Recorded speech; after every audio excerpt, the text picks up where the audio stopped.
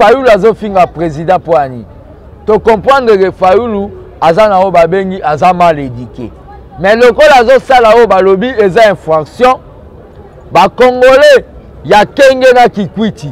Nde ba refunda Fayoulou na justice pour outrage au chef de l'État. Fayoulou ndenge azo continuer na libomo ya zui. Mukolo ba refunde pas Congolais mo ba kangiye. Bon, azana chance pour na régime na biso et vous avez un cachot climatisé, tu as un wifi. Basango, bakomi golinga ba mona neti bango banzambi. Neti monseigneur Mosengo, père des enfants. Tozoloba, biso ba misu to ba catholique, to boyi même kolia ba communion, likola ba comportement na bino. Basango, avant bolongo na nzete na lisu ya UDPS, bolongo na nzeta ba obe kangi bino na lisu. L'église catholique qui est mon église est accusée, madame, nao babengi pédophilie. Basango bazolie sa communion, na sa communion bazotia bana batu bazemi. Ezo bom église. Basango ezo koyinda se koyinda bande konyoso balanda kale onjole avec Rebecca Pukuta la Servadi. Bo pesa biso confiance pambate parce que bo sepelaka na ba émission na biso. Voilà. Toyea wana ndako ya UDPS ezali permanence ya UDPS, siège ya UDPS. Komeka un peu kozwa ndeko moko tobengi na kombo ya fils mukoko. Mwana UDPS ya solo ameka na koyebisa biso makambo nini ezoleka na UDPS o eningisi sikoyo ba réseaux sociaux lisusu. Eningisi na batu. Bongo na kopusa na malembe kozwa ndeko na ngai, mais en entre-temps je profite aussi pour cette occasion ya kopesa ndeko azosunga nga na ba image oyo azana sima ya caméra bongo ya psi image mbote mingi na papa Don Bulamba bongo ya za coordonnateur na biso ya Leo Njoleo et na richi pour tape o ya sunga biso na montage. Voilà na kopusa na pona zo invité na nga déjà na yende to komeka un peu ko solo na masolo o etali IDPS basango nini ezoleka na IDPS lelo ceux qui na kopesa bonjour fils. Bonjour. Voilà. Télémakaka na la micro, voilà. Oda malamu mingi. Ok. Kovanda. Na pesi mbote bandeko ya Leo Njole pe bazolanda yo ba pesi mbote soki opoko kopesa bango mbote koza malamu. Ouais, merci beaucoup. Mbote na bandeko nyonso bazolanda nga. Mbote na yo moko. Donc, Nazane Sengo Yakoyamba, on a temple de la démocratie. Temple de la démocratie. Fils Mukoko, Rebecca Bilendo, Soki Ayewa, accompagné na équipe ya Leo Njoleo. C'est parce que Nungu Banda Boutou ya lobby, Tozoka Nungu. Alors, Bandeko, Bazarana Poto, Bazarana besoin de comprendre en fait. Ce qui est Kambozo, les Kana Congo, Bazana besoin de informer de plus vite que possible. Betela Bissoni, les Kana IDPS, Tozoka Makamba. Informateur, tozoka makambu ya formateur, tozoka makambu ya ndeko Jean-Marc akei kokuta na bandeko FCC en fait mais quand on peut corrélater biso to yebeza nini exactement. Bon, c'est tout à fait logique hein, ba Congolais, il faut bazala brancher scotché na mambo kana bango, surtout partie du peuple UDPS. C'est tout à fait logique. Mais c'est Jean-Marc Kabunde. Il a été nommé, mandaté comme informateur par le chef de l'État. Asalaki Moussala est informateur, a identifié la majorité parlementaire. Il s'est avéré que la majorité en gros, ils ont des kabilistes et des FCC. Yangonde, des belé, des et créer, et ça un peu les cambo, les quoi. Comment batu non na romeka ko expliquer na batu ce n'est pas biso UDPS ndeto votaki na place ya ba peuple congolais nyonso.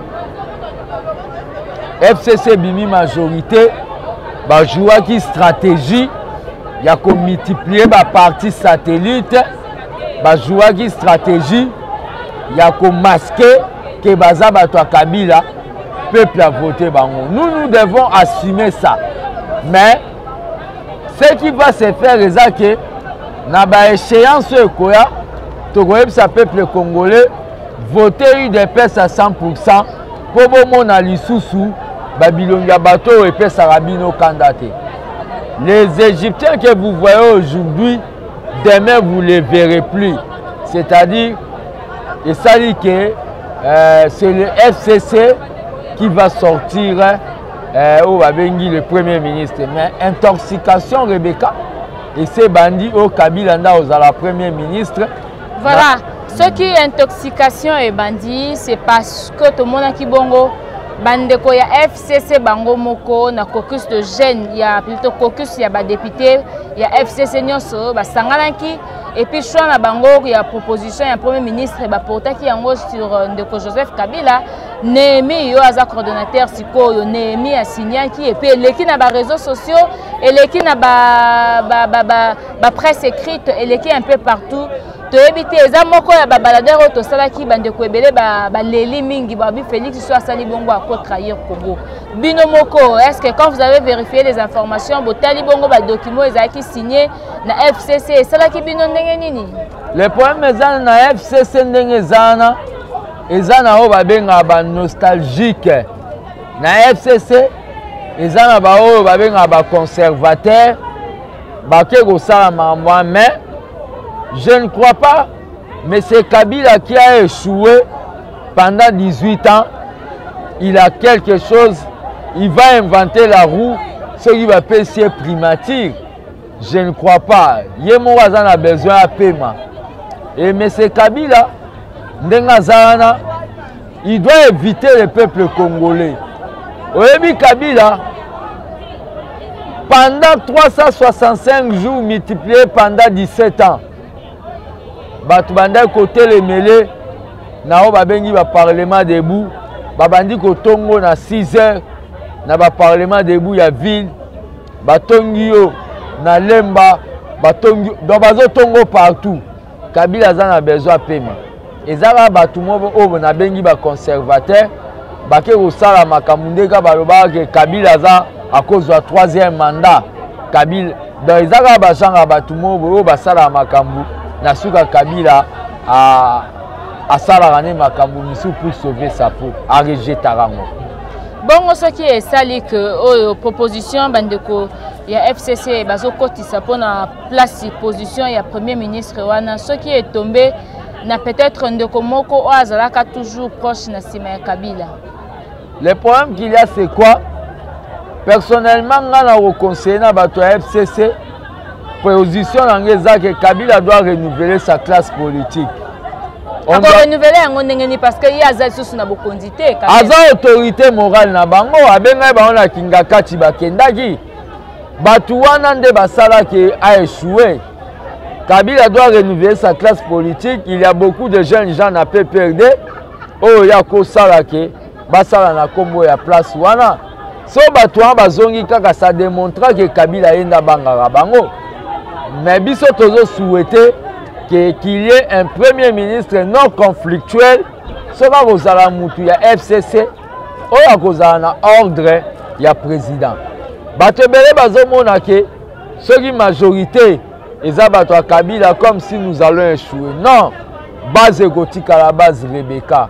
Je suis en train de dire il y a une majorité au Parlement, mais il y a ce qu'on appelle la majorité populaire. Oh, il y a base. Ce qui parlement et qui kobanda ko salolé basa l'intérêt à peuple. Ba komi ko sala o balobi que intérêt na bango moko personnel. La base va sortir toko encercler bango toko tchao babengi trouble et le président a ko sala o babengi ko rétablir ordre a kolongola bango mbongo nyonso ba député wana basala campagne et ko kende o balobi na perte. Voilà, fils Mouko Kaza Bongo na IDPS donc a bandi ko travailler na IDPS mikolomo ebele ba nezaki mo ebele. Mais quand un peu ko ebisa biso parce que tous ala toujours na besoin ko eba vérité. Bandeko ba Holanda biso bazan besoin ba eba vérité. C'est vrai que ndeko Félix a signé ki ba accord secret na ndeko Kabila pour lelo peut-être à respecter ba accord nango. Yo yango. Aux journalistes professionnels au kamakambu na nzela te il faut ça la investigation na opotuna ceux qui ba accord eza soko yelinga photocopie wana na kokoma baba mais tellement que eza nango te ce sont balobi radio télévision Lamuka. On ne peut pas commencer à faire toute une émission sur Barimère. Il n'y a pas au babengi accord Moroboy. Vous comprenez? Il n'y a pas au babengi accord Moroboy. Et ça un document Jean-Marc Kabound va signer na délégué à FCC. Il a signé ça comme dans le cadre informateur. Parce que le président ne peut pas engager l'IDPS. C'est Jean-Marc Kabound qui engage l'IDPS. Il n'y a pas de désaccord entre le président Félix et M. Kabila. Accord entre Cash na FCC. Donc, les gens pour parler. Les gens ne comprennent pas les coalition gouvernementale. Au moment où la coalition gouvernementale est même dans la vieille démocratie. Ils sont dans démocratie. En France, droite, gauche, ultranationaliste et écologiste. C'est la coalition pour travailler dans le gouvernement. La coalition gouvernementale et ça même en Afrique du Sud. Les blancs ont chicota dans régime, les noirs dans le régime apartheid. Ils ont travaillé dans un gouvernement de coalition pendant Mandela. Biso tende tolinga kike FCC bakabiliste ba exister. Bakabiliste ba exister na babengi na ba malice na bango na ba stratégie o ba salaki. Nous devons tous assumer. Baya kozwate geneti biso nde to sauver bakabiliste to pesi bango existence.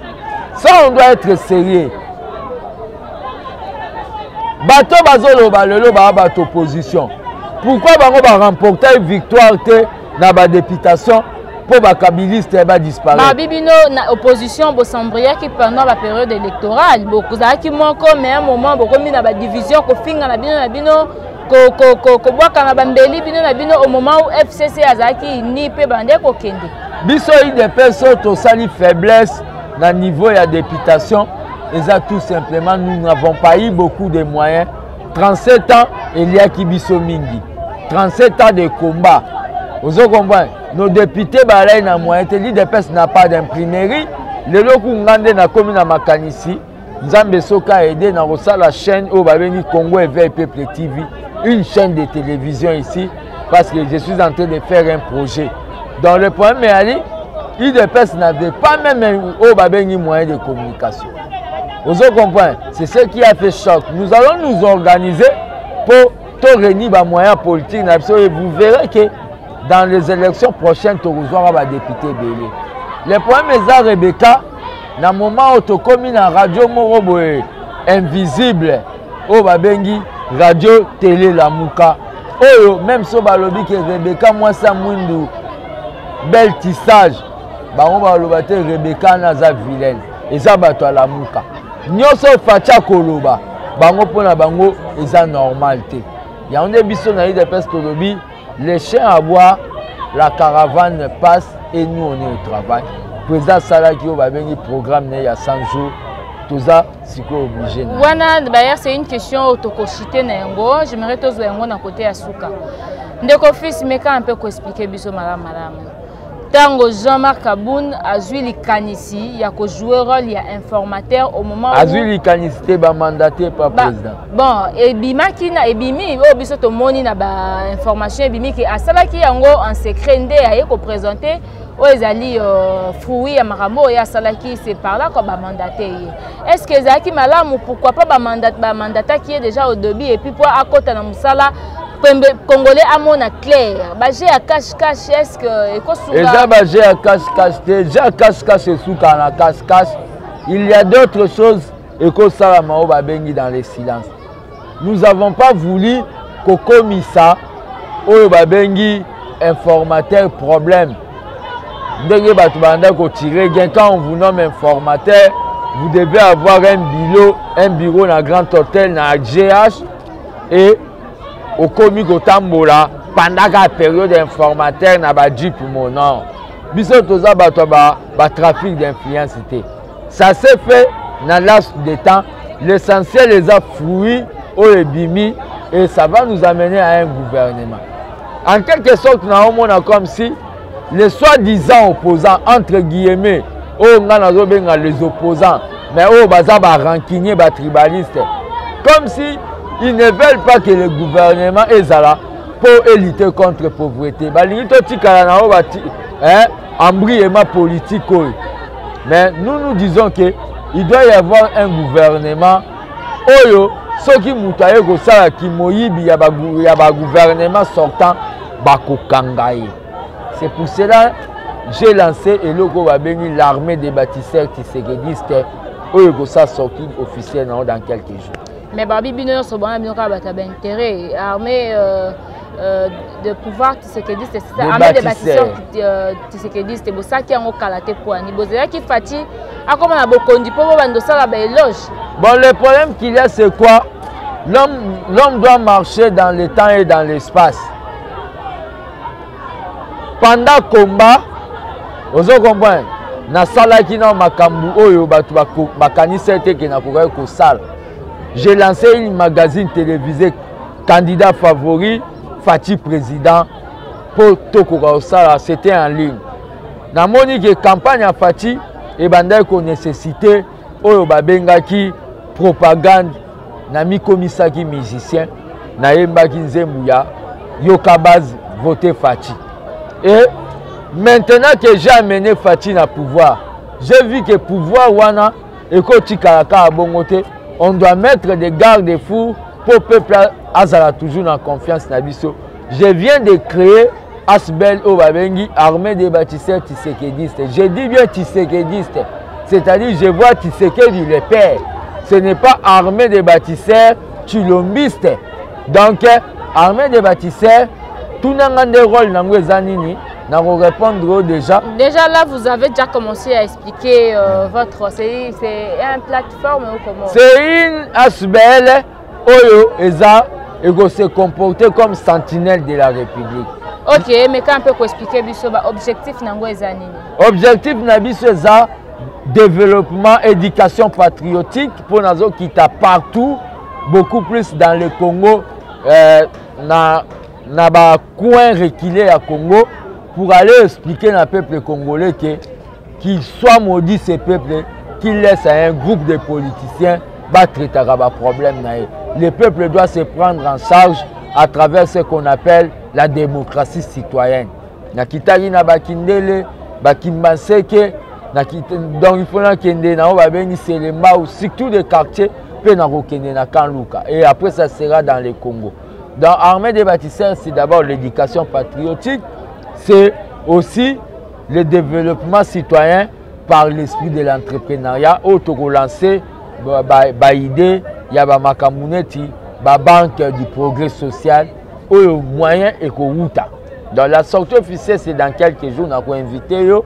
Je ne souhaite pas Mbongo Outa dans le gouvernement Fati. Mbongo, c'est l'organisation Misalo Kozwango. Mbongo na Osalela et Kouta na ba membre bazone dima idéologie. Déjà, Tozana o bakoloba 1 mois et demi. Maman moko akufela mobali nae na marche le 19 septembre. Tu assistes qui est na $100, na 50 €. Oye outa qui pas membre mo ya armée des bâtisseurs. Donc dans moment oyo azalaka na France. Tozo zela karaté bokomona ka c'est que l'armée des bâtisseurs. Donc je ne souhaite pas et je ne souhaite pas que quelque chose est outa dans le gouvernement parce que la main qui donne c'est la main qui domine. Nous sommes là pour dire oui na Fati, ce qui est en cadre et à le peuple d'abord. Et nous serons là pour dire non président, attention, qui est en dehors du peuple d'abord. Donc c'est une association responsable de ce clientélisme politique ou bien de l'opportunisme. J'ai fait ça au moment opportun.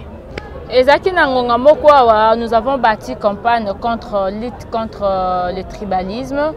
Est-ce que yo kosenga tango nyoso tozomona peut-être bangolo moi bateau bazo zala na ba titre moko actuellement parce que le gouvernement n'a limité bazala ka ba ressortissant IDPS ba ko témoigner yango te bolingi bo sala o eza tribalisme te bolibo mema na kati ya gouvernement kaka bino na bino IDPS.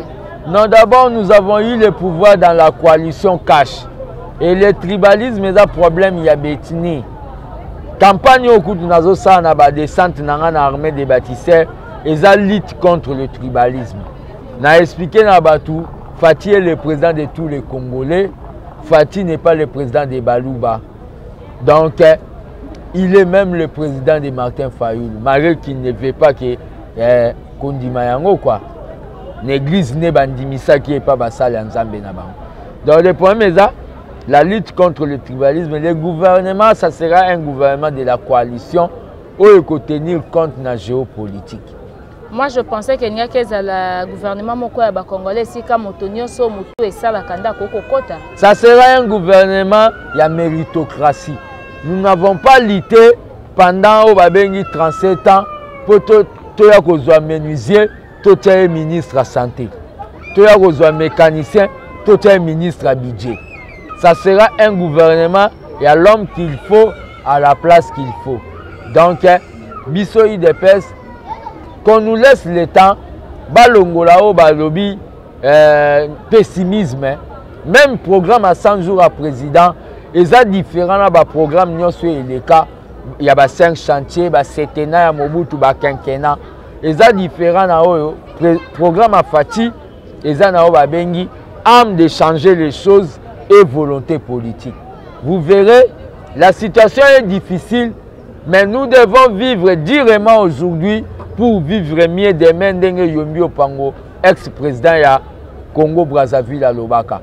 Donc nous devons nous serrer le ceinture pour tout ça là-haut, une révolution sociale, le peuple d'abord. Voilà, le peuple d'abord, révolution sociale, ndeko fils Mukoko. Tant mosusu soupé bato mosusu ebele plutôt bazolanda mais jusque là bazo comprendre te bazo yoka kaka programme ya 100 jours programme ya 100 jours bato peut-être balanda ki te na musika ba okanisa ngo eza bongo séminaire moko boy organisé par gouvernement mais quand peut expliquer biso programme ya 100 jours ezalaki nini et puis banzela nini to biloko nini déjà programme ya 100 jours et bandi nango. Pour jusque là, tout le monde a mis oh, je pense bien de là, tu consommer ce que 6 jours ou 7 jours déjà. Programme à 100 jours, partout dans le monde. On juge un gouvernement dans les 100 jours, fonctionnement dans 100 jours. Ce n'est même pas un programme. Ils n'auront pas même un programme dans d'autres sièges. Ils allons rendre fonctionnement. Donc on juge un gouvernement, on te juge Rebecca, comment tu as fonctionné. Ça peut être un programme ou ça ne peut pas être un programme. Mais le président a salé un programme d'action urgente. C'est-à-dire, il y aura au Babengi, action dans le secteur, route, action à côté santé, son abina côté na mozindo, ça deviendra toute une émission il y a qu'au décortiquer programme là. Là, on pourra le faire prochainement. Mais là, on a Olobanabatu. Pour que ce programme réussisse, le peuple congolais doit être responsable, doit faire ce qu'on appelle le contrôle citoyen. Il doit faire le contrôle citoyen comment ça fonctionne. Si nous faisons ça, Batouana ne jamais de ciment ou la route pour pas qu'il y ait dépôt na bango. Donc le peuple congolais doit faire la démocratie citoyenne. C'est parmi la mission même de l'armée des bâtisseurs qui se amener le peuple congolais à devenir responsable. Qu'il soit maudit, le peuple, un peuple, Oyazozela, qui est les politiciens, Basalele Makam. Si c'est d'atika de testament, nous devons nous prendre en charge. Ok, testament ya bongo papa Etienne Tshisekedi les Congolais photo mise en charge. Ndeko fils. Programme il y a 100 jours, le gouvernement n'y quoi accompagner pour déjà bandaki. Le programme à 100 jours, le président a beaucoup plus de programmes sectoriels. Le gouvernement actuel, ils ont salo bengi, ils ont salo faire courante parce que c'est le plan de droit. Mais les droits nous obligent. La loi est dire mais c'est la loi. Le programme. Le gouvernement actuel va faire courante. Dans le moment où le président va travailler de manière sectorielle dans l'office de route et consorts. Et le président était prudent averuya ko babenga ki finance publique gouvernement oeza o balobaka bazo régner mais bazo gouverner te. Je dois vous informer beaucoup même ya ba ministre ya gouvernement ti bala bakenda sou misala te po bango bala na habitude soit que lelo il faut zonga na pokwa ake na tongo na pokwa il faut zonga na $25,000 ake na tongo il faut zonga na $100 millions. Président verrouilla qui m'a cambouan. Donc les programmes Erosala sectoriels, c'est pour ça que nous demandons au peuple congolais bâti que la président a contrôle te va s'impliquer parce que affaire d'état et ça les kamunabiso. Na habité ce que koko éclaircir biso na sujet oyo mingi bandeko bazolanda biso pour gouvernement ebima il faut ba élection nyonso esi la tololenge nini. Non, le gouvernement sortira dès qu'on va mettre les bureaux définitifs. Il y a Assemblée nationale. Puis basali règlement d'ordre intérieur nango, automatiquement le gouvernement va sortir. Oh, et le règlement d'ordre, je crois que c'est la maki déjà. Oui, donc le gouvernement va sortir. Le gouvernement sortira dans quelques jours tellement qu'on a déjà identifié où est la majorité. Naba information tozwaka mingi babi le président Félix Bongo a diminué déjà nombre ya ba ministère, c'est-à-dire a diminué mais a ju ba ministère o ezaki nango ko peser te a kotisi yango na kati ya ba ministère mosusu. Est-ce que ezali kanti ya malamu to il fallait atika ba ministre bazale belende bazaka na mboka na biso? Normalement mambo ba ministre belé talaka basala ba ministère mo relation avec le parlement. Ministre Ango Lisanga Bonganga Zanga Biro. Pour Karayo Kotomboka, basali au ministère Mokombo na Rebecca. On ne doit pas continuer comme ça. Pourquoi d'abord on peut diviser le ministère Neti, ministère de l'enseignement primaire et secondaire, ministère des recherches. Non. Tout on peut mettre ça dans le ministère de l'éducation nationale. Vous comprenez? Pourquoi faire beaucoup de chefs dans un pays? Ça va tout sous jalousie. Bandeko ya lamuka mingi ndeko na biso Jackie Ndala. Abibongo na IDPS bozo finga mingi. Est-ce que eza ba instruction to ezali parce que yé azo déborder to ezali parce que nini ozo sala ke bo meka un peu ko finga ko critiquer au moment où le président Félix azo senga na bandeko nyoso IDPS se bakanga minoko ata ba fingi bango. Na talaki nde émission ya musique ou salité mikolo ponga na yebi kaza chroniqueur donc na talaki mingi na ba émission ya musique donc malheureusement na talaki ba émission ya musique te na mona ke na bandula war donc na mona pe na ba émission moko o ba welaka ye na Laura Tendance ba welaka ba émission ya musique c'est là où nga na yebi moi je le connais pas politicien. Oui, bien politicien, mais tes alliés quoi à peine à mon de comme coco. Tu es bien politicien, mais petit à petit, na ba idéologie aux hommes et les bâtisseurs. Lobby de Bitokoka, de comme coco a postulé à commis député. Et ça, le lingue moko bakendaka mukie petit à petit pour arriver na ba objectif pour motonio ça ba vision na ye na mokili. Tengai na zana o babengi na zana CV politique. Kabila koti le 17 mai. Le 22 mai à Kanganga, à Tchangana Kacho. J'ai été en exil pendant 5 ans à Brazzaville. Au Kokendenao Babengi Sénat, Comité national d'accueil des réfugiés. Au Kokuta dossier Nanga, au Kokuta pe dossier à des fins Hérodia. Vous comprenez? J'ai été exilé. Et là, na outi exil à Brazzaville. Nazalaki au Babengi conseiller na collectif parlementaire debout. Après collectif parlementaire debout, Tshisekedi m'a élevé comme secrétaire national en charge à mobilisation. Le lot Naza gardien du temple à la démocratie, j'ai combattu. Et Naza coordonnateur national à ABT. C'est différent na ba caméléon oyo pour des raisons pour Zakaria Bimagi député, n'a penati émission d'où na comme politicien. C'est vraiment différent. Moi, naza na parcours politique na sala réunion na Kibasa Maliba là j'étais mineur nga na sala réunion na défunt président Kibasa Maliba nga na senga Kalonji Mulopwe oyebi Kalonji Mulopwe na senga Kalonji Mulopwe na église Saint-Alphonse atianga loboko pona koma grand politicien. Nga na sala réunion na Jacques Matanda oya mandefu ebele na sala réunion na bolenga nko iseri na Fonis John Kweta azalaka secrétaire général. Siko tuna bato yozo linga au sala ki avocat n'époque wana bango bazalaka wapi. Histoire nyonso ezala vie nyonso ezala plutôt na histoire na yango. Tozokende bongo bongo na suka émission na biso ndeko mukoko na ebité hein.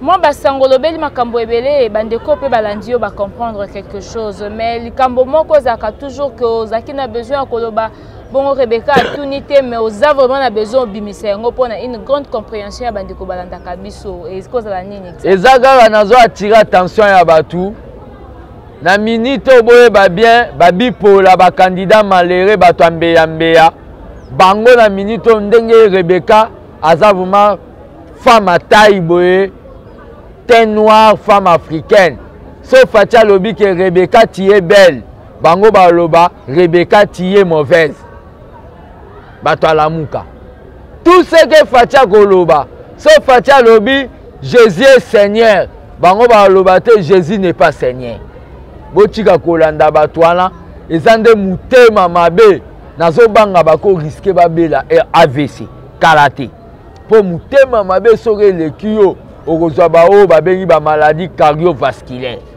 bolanda bango te bopesa confiance na Fati numéro na ngai ya contact pour na makambo etali armée des bâtisseurs tisérédistes eza plus 243 85 084 65 55 plus 243 85 084 65 55 donc ezaba makambu otozo sala na remercie ndenge oye na temple de la résistance nazo bangelo mukolole mso okende kota bato ala mukala mso ba obeto mais bakobeta ngai te parce que moi je suis en train de faire mon boulot dans cette je suis l'église au milieu du village donc na kozala wa raison yango nde nazoloba makambo na lobi et engagé nga nalingi na silsa na yo na mutuna oyo tout à l'heure là na uté kolanda émission na yo moko bongo ozo senga na bato nyoso bazo finga bazo ba mabepo na mokonzi bokokanga bango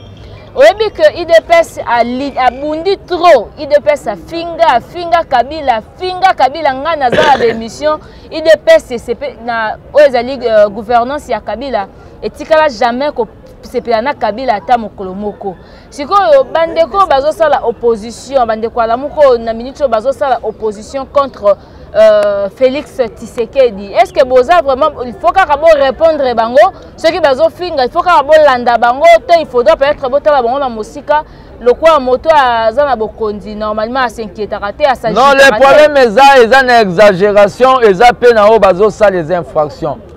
Biso to finga jamais Kabila tolobande Kabila mande febele. Tolobo Kabila ça. Bango skoyo bazo Fayulu azo finga président poani. To comprendre que Fayulu azana o babengi azama mal éduqué. Mais le col azo sala o balobi eza infraction. Ba Congolais ya kenge na kikwiti nde ba refunda Fayulu na justice pour outrage au chef de l'État. Fayulu eza biso te IDPS. Tozotika Fayulu ebi Fayulu ba okanga bango quand na minute so bakangi Fayulu akoloba na yeba kite que kofinga chef de l'État des infractions. Mais un pays est toujours comme ça. Non, ce n'est pas normal. Makambo aboezanga kate. Non, c'est ce qui me dit. Ce n'est pas normal. Biso toko rappliquer makambo ya respect chef de l'État. L'air toko salo babengi campagne nationale des droits et devoirs des citoyens. Pour ça to kangi Fayulu sikoyo akoloba kayeba kite. On se comprend. Mais Mukolo Fayulu ndanga zo continuer na libomo ya zui. Mukolo bako funde pas congolais mo bakangiye. Bon, azana chance po na régime na biso ekozala ba cachot climatisé tokotiana ba wifi. Akolia vungulete. Mais loko mona ninga na bosana eza makambu ya l'église catholique. Basango bakomi kolinga ba mona neti bango banzambe. neti Monseigneur Mosengo, père des enfants. Tozoloba, biso ba misutu aba catholique, to boyi même kolia ba communion, likola ba comportement na bino, ba sango avant bolongo na nzete na lisu ya UDPS, bolongo na nzeta ba obo ekangi bino na lisu. L'église catholique qui est mon église est accusée madame na o ba bengi pédophilie. Ba sango bazolie sa communion, na sa communion bazotia bana batu bazemi. Ezo bom église. Mosengo a tribalisé l'église catholique. Place nyonso akokuta batiaka mabonza $1000. Il faut longola sango azawana a remplacer na sango musakata. C'est que Mosengo est en train de faire. Mosengo aya na o babenga troisième voie ya Kengwa Dono. Madame, leo tangenga ba kombo ba journaliste ya musique. Nga naza na libende na loboko. Po toza na émission. Na buka nango na marche motorisée ya ba étudiant contre Kengwa Dono. Po Mosengo aya kana Keng. Je viens de comprendre, je regrette mon ami Rossi. Na ba marche basango basalaka balingande ba boma biso ba jeune oyo. Po bango batikala baloba babuzoba.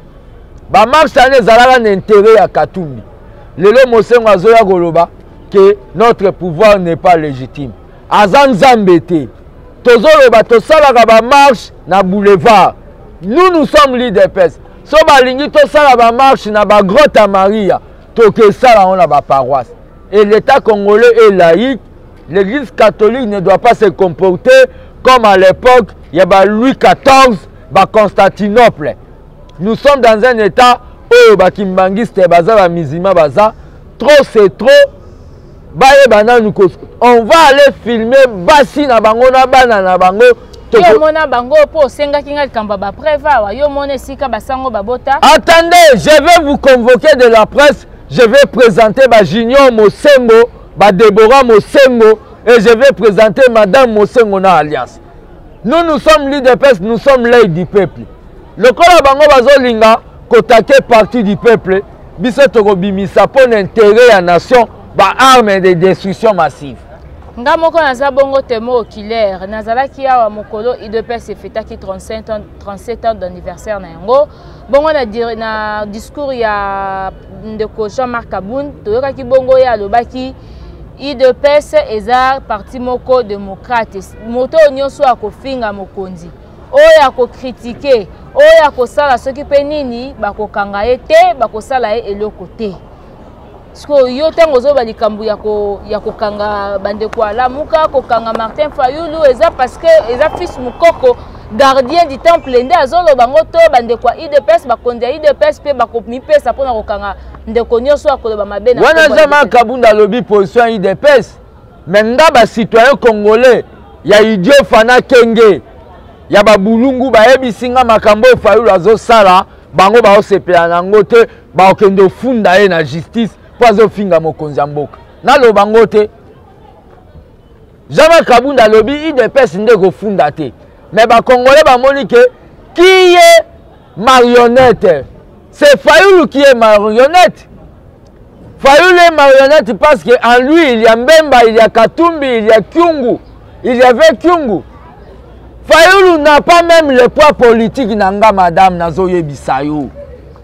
Moi quand j'ai commencé la politique c'était avec Jacques Matanda. Moi j'ai commencé politique na Ajo Babi et Aminer. Fayulu n'était pas là. Fayulu n'a pas koyebele babwa qui pas fali. Martin Fayulu Faden House nabi ah muto ateka ba gâteau na ba boudin. Azana mo hôtel nemo boy azela ba pese versement à jour. Il commence à venir ya ko ambrier makambu tolobi boy. Il va se retrouver en prison mais chance na ye e koza ba kasho biso to kota to lia ba vungulete. A koza na kasho mo bien écran plasma na wifi a permis na kati na congélateur. Wane côté ya esiko. Voilà, bon makambo kolobeze belé mais faute de temps on doit nécessairement arrêter. Ndeko fils mukoko bakisi nini po ba congolais tango yo lo bakabo ebi pe kele onjole etala makamingi libanda mboka et bien là ba congolais des fois ba kota la yo ba ko réagir na ba ozali ba message par rapport ya ba propos na yo, mais au moins il de pèse eza parti moko ezo réunion ba congolais nyonso. Alors message na yo asuka eza nini po na makambo nyonso toyoki ba nungu et puis pouvoir ya papa na biso le lenge nini eza ko évoluer, mais qui un peu ko résumer yango en quelques minutes. Kabila ne nous a pas donné un cadeau. Kabila a dévié pouvoir na biso même ya primature apé sango Sami Badibang. Aya zongo lisu pour choquer biso apé sango Chibala. Vieux Bruno Nzenze. Kabila ne nous a pas donné to coinça qui Kabila. C'est-à-dire to comment qui prête au marché d'accord à Kabila. Et Kabila a compris quelque chose. Il a moi nana moi si azape na moi na mobile. Ya mobile a okoma chege, ya moi ça okoma Roudjan. A sauver vie ya banane, a jeter l'éponge. Bato bazo akoloba makambo wana, bazo bosanake. Nous avons fait des marches. Madame Lena Zolo bakende kobeta au koti na site ata ya ba France 24 okomona ngao na Zolo bano na kati ya boulevard ngamoko avec des militaires. Il est quand na ba TV5 na ba France 24. Nous avons fait des marches mortelles pour que ce pays soit libéré, pour le peuple à retrouver Kenya. Nous n'accepterons pas que Moutoumoko a rêvé qu'on a renversé la démocratie.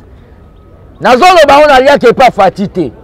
Même Fatih, s'il veut renverser la démocratie, je vous le dis, je serai le premier à être, pas son opposant, mais à se rebeller contre lui. Ça, je le dis parce que la démocratie, c'est la civilisation, peuple et favant. Mais ça, nous avons un zoloba. Soko linga ngai n'a pas ce coup de chapeau. Je remercie la diaspora pour nous construire biso. Moi, j'ai vu Ndenge Tshisekedi à Vivac. Au comme on a la lativeste bokansi Fatim Tassombelenge za été. Eza diaspora. Ndaku Ndenge Tshisekedi a bandai ko vivre. Nazo remercier la diaspora pour na soutien na bango. Bao balinga ngai. C'est bon. Bao pe balinga ngate. Nzambe kutu na lola balinga ka été. Donc c'est la démocratie. Nga po nanga naza satisfait pour le lot. Ba journaliste quand même il y a digital ba comme ko grévé. Bo retrouver quand même droit na bino ya revendication. Nga po nanga na CP pour to komi na état des droits. Donc on rappelé qu'un numéro nangeza plus 243 85 084 65 55 plus 243 85 084 65 55. Naza ne sengo po to komi na o ba bengi état des droits. Laissez les autres, tout le monde, donc le rêver c'est un droit. Laissez les autres rêver que Baza va président, mais en réalité Baza va président et Baza va président Boutou. Voilà, quelques dédicaces si tu veux profiter bien parce que c'est déjà la fin de cette émission. Ah, dédicace n'a pas si na ba combattant tout ya diaspora. Ngaso na bando pesa ba dédicace et c'est na banda na Paris na si ça na Corée du Sud. Donc il a pour bakoma pe ko benganga international. Donc na pesi na ba combattant tout ya diaspora dédicace mukolo kozala prêt oye mboka. Fatia lobi te ba refouler bato. C'est-à-dire yo préparer mukolo kozala prêt oye mboka na cadre que te bandenge ni to reconstruire mboka. Donc la lutte continue à kaka. Ok, merci beaucoup à vous tous. Je sais que vous avez vraiment ébélé. Bolandi émission yo nasengaka toujours ceux qui boza bongo na ba suggestion, remarque, to boza pe na ba contribution, bolingi bosala yango par écrit, par téléphone, par écrit, bokoko komela biso pe botiki ba commentaire, par téléphone ou appel, bo bengi biso numéro na biso juste affiché na ba se ya ba écran na bino, bokomona numéro ya Congo na numéro to bengaka ya poto ezali wana bokoko benga biso pe ceux qui bolingi bo lancer ba remarque directement na ndeko Mukoko, fils Mukoko, bobenga na numéro ya pesi bino bongo bokozwaye. Mais cela n'empêche que bopesi pe remarque pa na nganga na kobenga epe na kokomisa yango. Pona lelo nazaki na esengo mingi, bozaki ebele bolandi biso. Merci mingi na papa Odon Bulamba. Merci na FG image na sima ya caméra na Richi Pukuta. Na bandeko nyoso basabona na Leo Njoleo na ngamoko Rebecca Bilendo Pukuta la Servadi. Sinon je vous dis déjà au revoir. Trokuta na mbala ya sima na be émission mususu. Allez.